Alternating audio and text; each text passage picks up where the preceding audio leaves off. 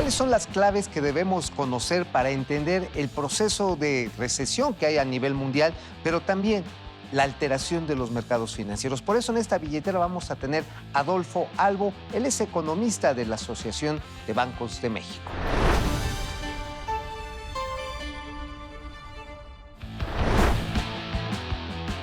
Bueno, Adolfo, ahora sí nos vas a tener que platicar con mucho detalle qué es lo que pasó, por qué cayeron las bolsas. ¿Es cierto que hay la posibilidad de una recesión global? ¿Qué es la recesión? ¿Nos va a pegar al bolsillo a los mexicanos? Con todo gusto, Alice. Lo primero que tenemos que entender es que había una acumulación de noticias muy importantes, de manera particular en el caso internacional, de finales de junio a la fecha. Hemos tenido una acumulación de noticias, pero además vamos en una tendencia de un cambio y de un cuestionamiento de políticas económicas en el mundo en los últimos años. Argentina es un ejemplo, ¿no? Argentina es un ejemplo, pero realmente tienes dos antecedentes que son dramáticos. El Brexit, que es muy importante Muy y que claro. lo tenemos que recordar, que es de 2016, lo vemos muy próximo y hoy estamos siguiendo discutiendo, 2016, y la entrada del presidente O sea, Trump. la salida de Gran Bretaña de la Unión Europea. Exactamente. Si es ordenada o desordenada, ¿no? Exactamente, pero es un tema que venimos discutiendo desde el 2016. Ok. Y la otra que ¿Por nos qué nos parece... pega hoy?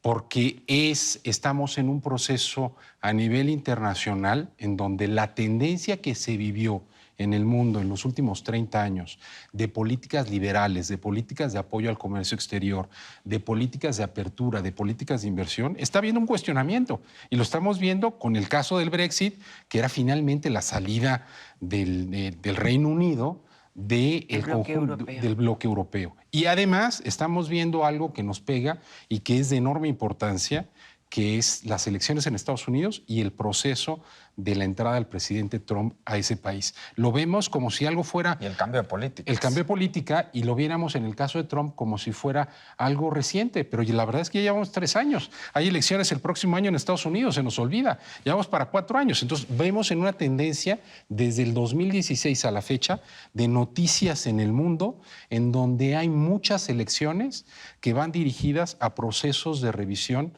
del proceso comercial, del proceso de apertura, del proceso de inversión. Y el caso último es la elección del domingo pasado que tuvimos en Argentina, las primarias de Argentina.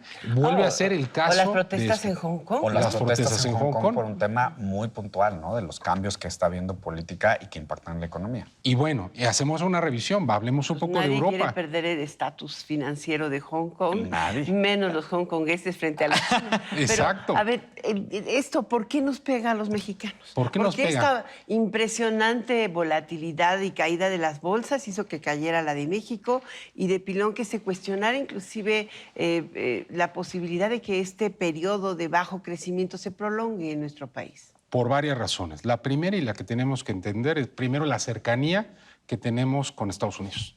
Estados Unidos es finalmente Trump, lleva 3 años, él entró, tuvo un proceso de impulso a la economía muy importante, con reducción de impuestos y con un impulso a la inversión.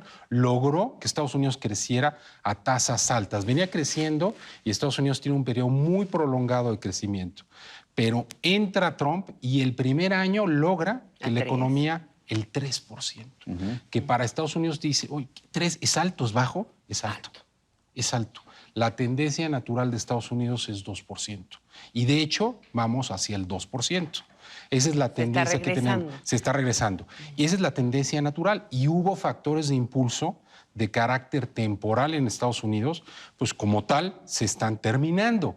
Y los vamos a ver de manera más clara el siguiente año. Ahora, el discurso de Trump, esta verborrea, yo digo que es diarrea impresionante del Twitter.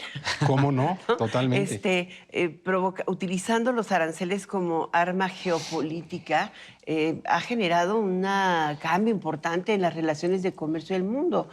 Esto, ¿por qué no nos ha beneficiado a México, considerando que siempre nos había ido bien cuando crecía Estados Unidos? Ese es el segundo punto que te quería comentar, precisamente las disputas comerciales. El ruido que hay entre China y Estados Unidos. Y el ruido de aranceles, ruido, pleito, disputas, subidas de aranceles, amenazas y un conjunto de calificativos que podíamos hablar de una relación bastante complicada entre el caso chino y el caso estadounidense. Con lo que hay que vivir, ¿no? Con lo que hay que vivir. Y aprovechar. Y aprovechar. Y en México yo siento que no lo estamos aprovechando bien. ¿Es así? Sí, yo creo que no lo estamos aprovechando bien, cabalmente, porque también tenemos que pensar que finalmente estamos en la negociación o en la terminación de la negociación del tratado comercial con Estados Unidos, el famoso TEMEC, ¿no? Y que ahí México se está convirtiendo ya realmente en el socio comercial más importante de Estados Unidos. ¿Y cómo mantenemos eso? ¿Cómo lo mantenemos? ¿Cómo lo hacemos competitivo? Que sea una ventaja para México y que sea una relación realmente de ganar-ganar. No una relación únicamente en donde el que gana es Estados Unidos, sino es una relación equivalente, de mutuos, de pares, no una relación asimétrica. Ay, pero eso es posible con tal divergencia económica.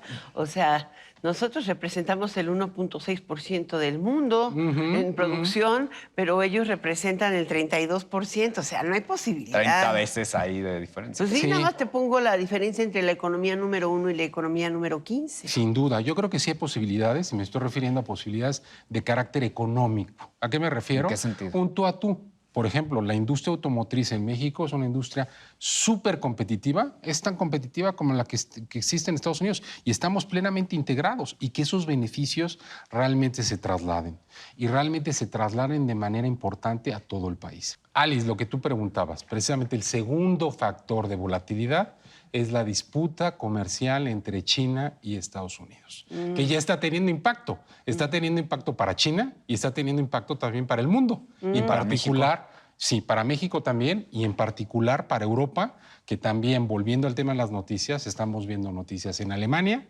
estamos viendo noticias en el Reino. En Alemania? En Alemania. ¿Por qué cae su economía? Porque es una de las economías dentro de Europa más abiertas, es una de las economías más exportadoras de productos de bienes duraderos, automóviles de manera particular, y ya está teniendo en el segundo trimestre, ahora que estamos entrando a estos temas, pues una moderación. Incluso estamos hablando ya de la posibilidad de que Alemania esté entrando a recesión. Pues dijeron, ¿no? En la semana pasada que traía un decrecimiento del 0.2%. Yo pensé que solo México, pero no. También Alemania, Italia, Singapur. Creo, ahora, que ¿no? pase eso en el exterior nos debe de tranquilizar a los mexicanos y sobre todo debe tranquilizar a nuestra billetera. No, yo te diría que no. Más bien lo que tenemos que hacer, y es yo creo que un principio de vida para las personas, las familias, los individuos y los países, sí, preocúpate. Y en el caso particular ¿cómo de nos México, ocupamos? Nos ocupamos en dos niveles, a nivel nacional y a nivel individual. A ver. A nivel nacional es muy importante y tenemos que hablar. Mucho se habla si México está en recesión. Y a veces cuando... ¿Y está? Ese es un punto importante. Primero, definamos qué es recesión. ¿Qué es? Porque todo mundo te alarma y te dice, ¡pum!, te pones a brincar con el tema de recesión. Y te acuerdas de lo que ocurrió en 95. ¿Y qué lo que ocurrió? Bueno, nosotros nos acordamos, pero la mayoría, la mitad de la población casi no. Bueno, tenían 2 años. pero hay que Eso recordarlo, sí, claro. Eso sí, hay que recordarlo. Y entramos al tema. ¿Recesión qué es? Y empezamos a la calificación pues, de los economistas. Y empecemos también un tema de interpretación. ¿Qué es recesión? La definición clásica de recesión es que tengas 2 trimestres, al menos, de decrecimiento. O sea, crecimiento negativo. Crecimiento negativo. Y en México todavía, considerando esa definición, no estamos en recesión. No, porque el primer trimestre sí estuvo negativo, pero el segundo fue positivo. Fue aunque positivo sea por 0.1. chiquitito. No Oye, en importa. realidad, qué es ¿qué estamos hablando? Pues estancamiento. Estancamiento. Ay, no, estancamiento, porque de ahí partes Porque para ahí no allá, te mueves, ¿no? Y te empiezas a quedar sin oxígeno. Exactamente. Y volvemos a lo que O sea, pregunté. estamos en estancamiento. Estancamiento. Y un estancamiento que no es únicamente de este primer semestre. Llevamos ya 9 meses en donde la economía prácticamente está estable, no crece, 9 meses. O sea, desde la elección, poquito después para... Desde elección, de finales de septiembre a la fecha. ¿Y por qué estamos así? Varias, yo te diría, factores principalmente carácter interno. ¿Y a qué me refiero? Siempre, y esto es recurrente en el caso de México y en muchos países, cuando hay un cambio de administración, como es natural, hay un proceso de revisión de todo lo que es la política pública y de cómo se gasta, y de los dineros. Y lo que estamos viendo es que ha habido un freno brutal en el gasto público y en la inversión pública. En el tema de infraestructura, pues se ha gastado ¿cuánto este año? 30%. Entonces, ¿qué ha pasado? Estamos prácticamente ya entrando. Nos queda un trimestre. Nos queda un trimestre. ¿Lo van a gastar? Yo creo que no. Pero lo que sí vamos a empezar a ver, y se está notando, que va a haber proyectos de inversión que de manera gradual van a haber. Y hay otros dos factores que explican que México esté estancado. ¿Qué? Uno es la caída constante en la producción petrolera, Sí. que esto lo llevamos ya desde hace 4 años y que le resta casi 0.4 al PIB cada año.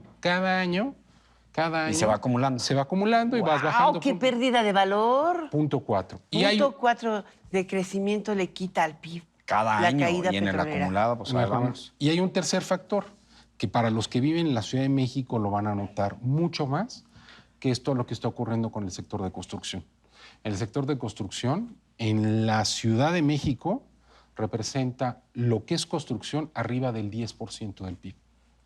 Construcción. No, y aquí Solo en la cambiaron ciudad. las reglas. Y está todo. Todo está parado prácticamente, entonces lo que tenemos que ver es que estos 3 factores, y volvemos a lo que tú preguntabas, Oscar, ¿Cómo incentivar a la inversión privada? cómo incentivar la inversión privada y también normalizar el gasto público y también normalizar la actividad de construcción. Adolfo, La política monetaria. la ¿no? política monetaria y un factor que me llamó particularmente la atención, yo siempre digo que los mexicanos volteamos a ver el tipo de cambio de cada banco por ADN.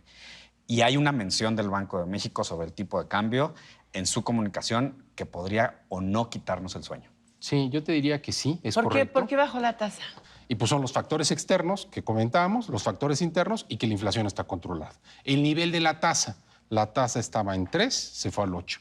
¿Puede bajar más? Por supuesto. ¿Debe bajar más? Sí, hay que pensar que vamos a iniciar un ciclo de baja en tasas de interés en México, no solamente en lo que falta de este año, sino sobre todo en el 2020. Y aquellos que dicen que el Banco de México no debe bajar la tasa porque se fuga el capital No, yo te diría que... y nos pega el tipo de cambio. Yo te diría que es un ajuste que se va combinando, tanto la tasa de interés como el tipo de cambio.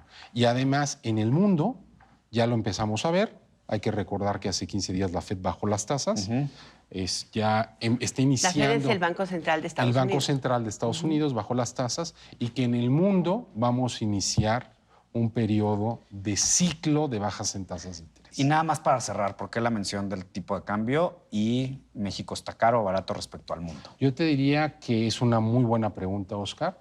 Yo te diría que México, el tipo de cambio hay que pensar y a veces dice uno, pues está muy estable.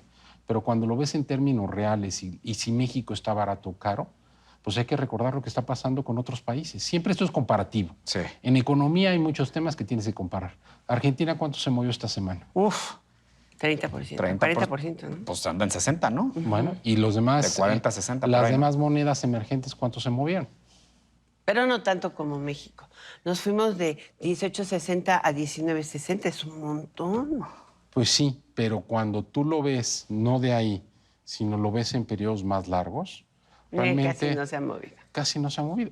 Estuvimos en 21. Hay que acordar que no estuvimos en 21. Nos preocupamos. Y hay el que factor recordar- Trump nos llegó ahí.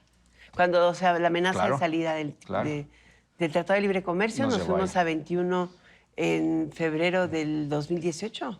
Así es. Nos preocupamos nosotros y nuestra billetera respecto al tipo de cambio. No, hay que ocuparse. Hay que ocuparse. ¿Invertimos en México? Hay que invertir en México, las tasas son altas, las tasas de interés son altas. ¿Qué significa que son altas? Que te dan un premio por encima de la inflación. Muy bien. Son Gracias, muchísimos Adolfo. Hombre, encantado. Alice, Adolfo Oscar, Albo, qué gusto. Que te tengamos muchas veces. con todo gusto, mil gracias. Ni hecatombe ni fin del mundo. Simplemente es momento de ocuparse más que de preocuparse. Y ya lo dijo Adolfo Albo, el economista de la Asociación de Bancos de México. Un buen momento para ahorrar.